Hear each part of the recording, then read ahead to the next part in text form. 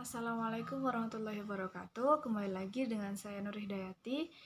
Kali ini saya akan menjawab pertanyaan nomor 2, yaitu bagaimana tipe manajer yang diperlukan dalam pandangan Islam.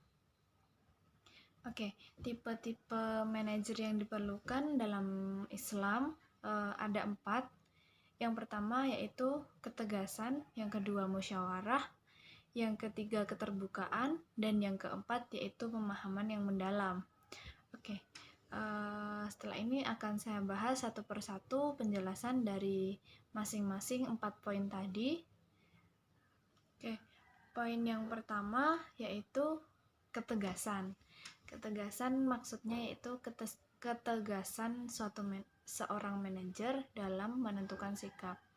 Misalnya jika bawahannya atau pegawainya itu melakukan kesalahan atau ada kekeliruan atau ada masalah dalam suatu organisasi atau suatu perusahaan, maka suatu manajer atau seorang manajer tadi itu harus tegas dalam menghadapi masalah atau menghadapi pegawainya yang mungkin melaksanakan kesalahan ataupun ada kekeliruan ataupun ada permasalahan dalam suatu organisasi, sehingga masalah tadi itu dapat terurai dan juga dapat mencari jalan keluarnya dengan baik. Yang kedua yaitu musyawarah. Manajer yang sangat diperlukan yaitu manajer yang selalu melakukan musyawarah atau manajer yang melakukan musyawarah dalam membuat suatu keputusan yang esensinya itu saling tukar pendapat dan juga mendengar keluh kesah dari pegawainya atau dari bawahannya, sehingga dapat mencapai suatu keputusan yang sama-sama saling menguntungkan dan juga tidak memberatkan satu pihak.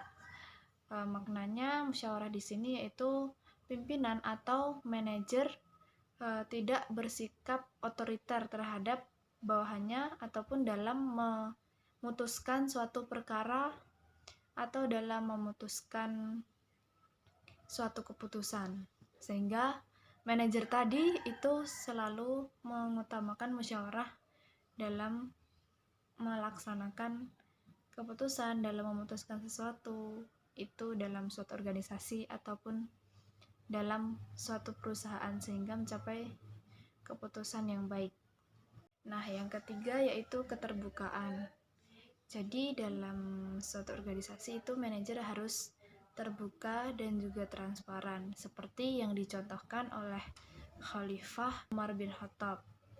Beliau itu adalah contoh manajer dan juga pimpinan yang baik.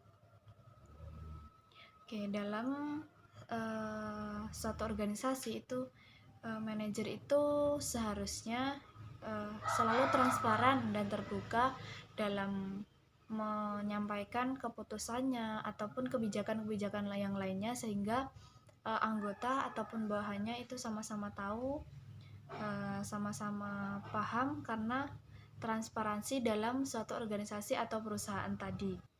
Oke, yang selanjutnya yaitu pemahaman yang mendalam terhadap tujuan dari suatu organisasi. Seorang manajer itu haruslah mengetahui visi misi ataupun tujuan dari suatu organisasi ataupun perusahaan, sehingga dalam mencapai tujuannya pun lebih mudah karena sudah memahami apa sih tujuannya, apa sih visi misinya dari suatu organisasi yang dibawahinya atau yang sedang dipegang oleh manajer ini.